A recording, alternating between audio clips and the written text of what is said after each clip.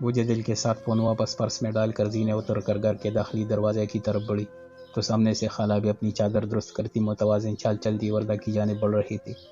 B G نوید بابو آئے تھے اور یہ رقم پہنچا کر گئے ہیں اور بولا ہے اگر آپ کو مزید رقم درکار ہوئی تو وہ پہنچائیں گے۔ وہ اچھا، رقم تو میرے پاس موجود تھی تو پھر اس کی کیا ضرورت تھی؟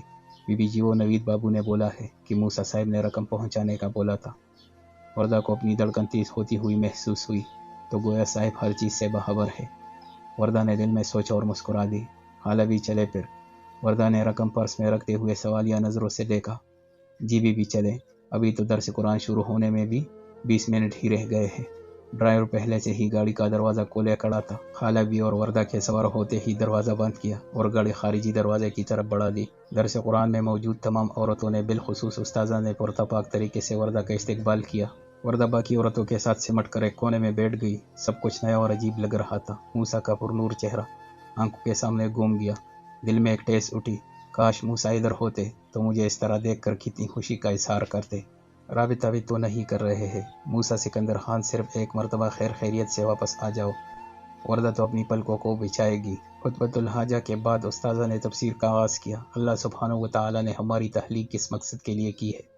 میں نے جن و انس کو محض اس لیے پیدا کیا ہے کہ وہ صرف میری عبادت کرے۔ اس آیت کریم میں بہت عظیم فوائد ہے۔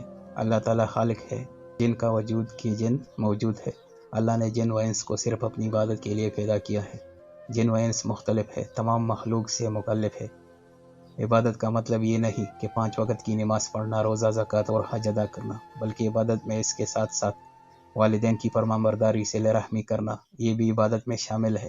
ہم بھول جاتے ہیں والدین کے حقوق، بچوں کے حقوق، پڑوسیوں کے حقوق، مسلمانوں کے حقوق، خاوند کے حقوق بیوی پر، بیوی کے حقوق خاوند پر، اور کافروں کے کیا حقوق ہے ہم پر، وغیرہ وغیرہ۔ اللہ تعالیٰ نے جن و انس کو صرف اپنی عبادت کے لیے پیدا کیا ہے، کسی اور چیز کے لیے نہیں۔ خاوند کے حقوق سننے کے بعد وردہ کے چہرے کا رنگ بدلا۔ دل تھوڑی دیر کے لیے تیزی سے دھڑکنا شروع ہو گیا۔ مخروطی انگلیوں میں لرزش پیدا ہو گئی۔ گلا خشک ہوتا ہوا محسوس ہوا۔ شادی کے وہ دن یاد آئے جب موسیٰ خود مسجد جانے سے پہلے وردہ کو نماز کی یاد دہانی کرواتا تھا۔ نماز، حجاب اور سب سے قیمتی سرمایہ موسیٰ کا حسن سلوک اور صبر، جو وردہ جیسی ضدی لڑکی کو پگھلا رہا تھا۔ بڑی روشن آنکھیں نمکین پانی سے بھرنے لگی۔ آج کا دن اپنی زندگی کا سب سے حسین دن محسوس ہو رہا تھا۔ تفسیر کا درس تو اختتام پذیر ہو گیا، مگر وردہ مزید جاننا چاہتی تھی۔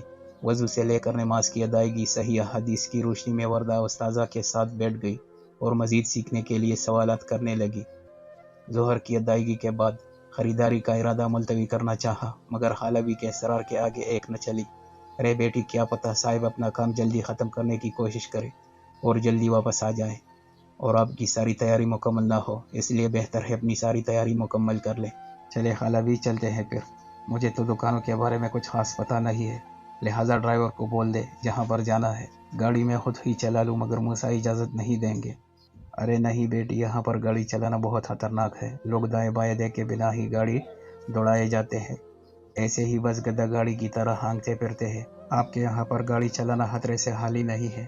وہاں کینیڈا میں تو قاعدہ قانون موجود ہے اور عوام اس پر عمل بھی کرتے ہیں، لیکن یہاں پر اپنا آپ خود بچانا پڑتا ہے، کوئی دوسرا آپ کا نہیں سوچے گا۔ حالانکہ بھی ہمیں دوسروں کے بارے میں بھی سوچنا چاہیے۔ دیکھیں نا موسیٰ سب کے بارے میں کتنا اچھا سوچتے ہیں۔ موسیٰ صاحب تو جو نئی بات سیکھتے ہیں اس پر عمل پیرا ہوتے ہیں۔ ان کا کہنا ہے کہ صرف علم حاصل کر لینا اور اس پر عمل نہ کرنا ایسے ہی ہے جیسے گدھے کے اوپر کتابیں لاد لو اور اس کو ہانکتے پھرو۔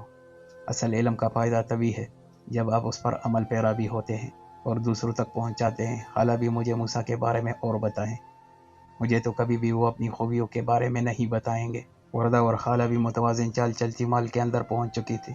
باتوں میں پتہ ہی نہیں چلا کہ آدھا مال گھوم لیا۔ وردہ نے 3 خوبصورت لمبے ڈریسز کا انتخاب کیا۔ لمبے میکسی فراق، لال فراق کے ساتھ سنہری گوٹا اور سنہری چوڑی دار، گرے کے ساتھ سلور ہلکا پھلکا کامدار شرارہ، زرد کے ساتھ میرون اور کریم رنگوں کے امتزاج کے ساتھ کھلتا رنگ وردہ کے چہرے پر دنک کے رنگ بکیر گیا۔ سب جوڑوں کو آئینے کے سامنے کھڑے ہو کر اپنے ساتھ لگا کر دیکھا۔ خالہ بھی تو دعائیں دیتے نہ تک رہی تھی، بوتیک میں کام کرنے والی لڑکیاں بھی قیمتی مشوروں سے نواز رہی تھی۔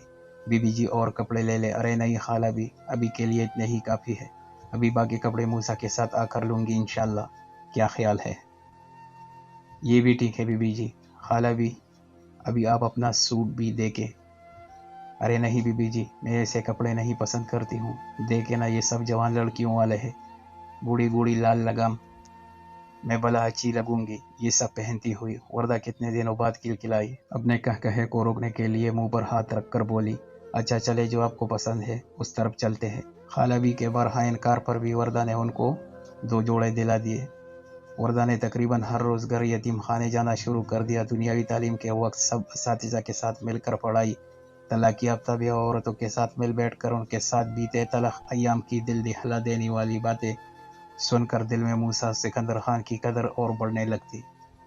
جب بھی فون کی اسکرین دیکھتی تو اداسی مزید بڑھ جاتی۔ موسیٰ اپنا راز تو نہیں ہے، ابھی تو وردہ جمال مرزا کے کان ترس گئے ہیں آپ کی آواز سننے کے لیے، ابھی تو پورے 2 دن باقی ہے۔ موسیٰ کی گھر واپسی میں بارہا سوچنے پر ہمت کر کے واٹس ایپ کال ملائی، بھیج جا رہی تھی مگر فون کا مالک فون کی طرف نظر اٹھا کر دیکھنا گوارا نہیں کر رہا تھا، یا پھر سبق سکھانے کی ٹان چکا تھا۔ ہاں جی فون اٹھا لو پلیز، وردہ جمال مرزا آپ کو بہت یاد کرتی ہے، غصہ ہی کر لے صرف اپنی آواز سنا دے پلیز۔ 5 بار مسلسل کال کرنے پر بھی دال گلتی ہوئی محسوس نہ ہوئی تو فون بستر پر پھینک کر داڑے مار مار کر رونا شروع کر دیا۔ موسیٰ ایک تو جلدی واپس نہیں آ رہے، اوپر سے فون بھی نہیں اٹھا رہے ہیں، کم از کم ایک ٹیکس ہی کر دے۔ اس دن تو میرے کڑوے کسیلے جوابوں پر بھی قبول بول رہے تھے، پھر ابھی کیا ہو گیا ہے موسیٰ؟ داڑوں نے ہچیوں کی صورت اختیار کر لی۔ موسیٰ نے مس کالز دیکھی تو حیرتوں کے پہاڑ ٹوٹ پڑے۔ میری تھی کہ مرچی نے کال کی ہے، وہ بھی 5 مرتبہ، یقیناً لڑائی یا پھر دھمکی دینے کے لیے ہی فون کیا ہوگا۔ وردہ جی اب موسیٰ نے صرف واپس گھر آ کر ہی بات کرنی ہے تاکہ کچھ تو عقل ٹھکانے آئے۔ جی بھیا کل واپسی ہے، گھر پہنچنے تک رات کے 9 بج جائیں گے انشاءاللہ۔ بھیا جو سوچ کر آیا تھا اس سے بھی بڑھ کر نتائج ملے ہیں ماشاءاللہ۔ موسیٰ میں آپ کے لیے بہت خوش ہوں، بچے بس آپ کے اور وردہ کے بارے میں مجھے بہت پریشانی رہتی ہے۔ کیا مطلب بھیا؟ موسیٰ نے حدرے کی بو محسوس کی۔ میں سوچ رہا تھا کہ اگر ایماندار اور محنتی لوگ موجود ہیں جو سارے بزنس کو سنبھال سکتے ہیں تو تم دونوں کینیڈا واپس آ جاؤ۔ کیوں بھیا؟ کچھ خاص تو نہیں، بس جس دن تم سے وردہ کا نمبر ملا تھا اسی دن تمہاری بھابھی نے میری موجودگی میں ہی وردہ کو کال کی تھی، ہمیں وردہ کچھ خوش نہیں لگی۔ میں سوچ رہا تھا اگر تم دونوں ہم سب کے ساتھ رہو گے تو شاید بڑوں کی موجودگی میں حالات بہتری کی صورت اختیار کر جائے۔ موسیٰ نے لمبا سانس کھینچا اور بولا، بھیا میں نے یہ بزنس دن رات کی محنت سے اس مقام تک پہنچایا ہے، اس بزنس میں میرا خون پسینہ شامل ہے، اس بزنس کی وجہ سے کتنے گھروں کے چولہے جل رہے ہیں، کتنے بے روزگار جوان جو ڈگریاں لے کر خوار ہو رہے تھے ہماری ان فیکٹریوں میں محنت کر کے اپنی حلال روٹی کما رہے ہیں۔ بھیا میں نے پاکستان میں اپنا گھر بہت ارمانوں سے تعمیر کروایا ہے، میں اس گھر کو ویران کر کے کبھی بھی کینیڈا نہیں آؤں گا۔ میں اپنے ہم وطنوں کے لیے مزید خیر کے مواقع فراہم کرنا چاہتا ہوں۔ اللہ نے اگر مجھے صحت دی ہے تو میں کبھی بھی ہاتھ پر ہاتھ رکھ کر نہیں بیٹھوں گا۔ بھیا مجھے اپنے ہم وطنوں اور اپنے وطن کی مٹی سے محبت ہے، میں خیر اپنی ذات سے شروع کر کے دوسروں تک پہنچانا چاہتا ہوں۔ میں چاہتا ہوں کچھ ایسا کر جاؤں جو آنے والی نسلوں کے لیے خیر کے مواقع فراہم کرے، اور یہ سب کار خیر میری اندھیری قبر کو نور سے بھر دے۔ موسیٰ میرے بھائی، میرے بچے، میں آپ کے جذبات کی قدر کرتا ہوں، مگر سب سے پہلے حقدار تو اپنے گھر والے ہوتے ہیں نا۔ جی بھیا، پہلے میرا گھر پھر باقی تمام چیزیں آتی ہے۔ یار اگر وردہ پاکستان میں نہیں رہنا چاہتی تو پھر کیا کرو گے؟ بھیا پہلے بھی 4 سال گزارا کیا ہے اور ابھی بھی میں اسے وقت دے رہا ہوں، دیکھتا ہوں اگر وہ اپنے آپ کو میرے مطابق ڈال لیتی ہے تو ٹھیک ہے، ورنہ کیا، پھر مجھے کوئی حتمی فیصلہ کرنا پڑے گا۔ موسیٰ جذباتی باتیں نہیں کرتے یار، تم دونوں کا ساتھ ہم دونوں خاندانوں کے لیے بہت اہم ہے، ورنہ سب کچھ بکھر کر ریزہ ریزہ ہو جائے گا۔ بھیا ان ریزوں کو نہ بکھیرنے کی وجہ سے میں نے اپنی ذات کو بہت ساری باتوں کا پابند کر لیا ہے۔ بھیا آپ پریشان نہ ہو، میں اپنی طرف سے پوری کوشش کروں گا کہ حالات معتدل رہے انشاءاللہ۔ موسیٰ شدید غم اور غصے سے مٹھیاں بینچ رہا تھا۔ وردہ کو میں نے بولا بھی تھا کہ اپنی زبان قابو میں رکھنا، مگر پھر بھی مجھے زج کرنے کے لیے نہ جانے کیا اول پول منہ سے نکالتی رہی ہے۔ بولا بھی تھا کہ میاں بیوی کے مسائل ان دونوں کے درمیان ہی رہنے چاہیے۔ موسیٰ کا جی چاہ رہا تھا کہ وردہ سامنے ہو تو اس کی طبیعت درست کرے، مگر مجبور تھا، جتنی نرمی برتتا ہوں اتنا ہی سر چڑھتی ہے۔ میں کیسے اس لڑکی کو سدھاروں؟ خالہ بھی سب تیار ہے الحمدللہ، آپ یہ کھانا چوکیدار انکل کو دے آئے۔ بی بی جی میں تمام ملازمین کو کھانا پہنچا کر کوارٹر میں جاؤں گی۔ خالہ بھی پلاؤ تو ابھی تیار نہیں ہوا ہے۔ ارے بی بی جی عمر رسیدہ مرد چاولوں کے زیادہ شوقین نہیں ہے، روٹی ہی پسند کرتے ہیں۔ بی بی جی ویسے اللہ نظر بد سے بچائے، اب بہت ہی پیاری لگ رہی ہے ماشاءاللہ۔ شکریہ خالہ بھی۔ وردہ نے چہرے کی لال کو چھپاتے ہوئے تمام برتن نکال کر کھانے کی میز پر سجائے، چولہے پر رکھ کے سالن کی آنچ بجھائی اور گوشت پلاؤ کو دم پر رکھا۔ خالص دودھ سے بنی کھیر جو کہ اس نے پہلے کبھی بھی نہ بنائی، آج خالہ بی کے بتانے پر کہ موسیٰ صاحب کو پسند ہے تو بہت شوق سے بنا کر میں اسے سجا کر فریج میں رکھ چھوڑی۔ کچھ اور بنا لوں یا پھر یہ کافی ہے؟ یہ نہ ہو موسیٰ رات دیر سے گھر پہنچے تو پھر زیادہ کھانا ہی نہ کھائے۔ وردہ اکیلی اپنے دل کو طفل تسلیاں دے رہی تھی۔ واپس کمرے میں آ کر ریشمی بالوں کو کیچر میں جکڑا اور لال میٹ کی لپسٹک سے ہونٹوں کو رنگین کیا۔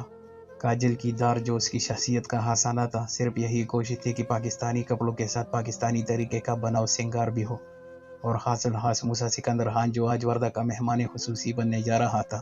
کمرے میں رکھ کے گلاب اور چنبیلی کے گجروں کو کلائی میں پہن کر خود کو کھدا اور آئینے کے سامنے کھڑے ہو کر آخری جائزہ لیا، پاس پڑی زنانہ پرفیوم کا چھڑکاؤ کیا اور پھر خوشی بیکیلی کی ملی جلی کیفیات کے ساتھ کچن میں واپسی کی راہ لی۔ پتہ نہیں موسیٰ کو ایسے پسند آؤں گی بھی یا نہیں۔ ششوپنج میں چند زینے ہی اترے تھے کہ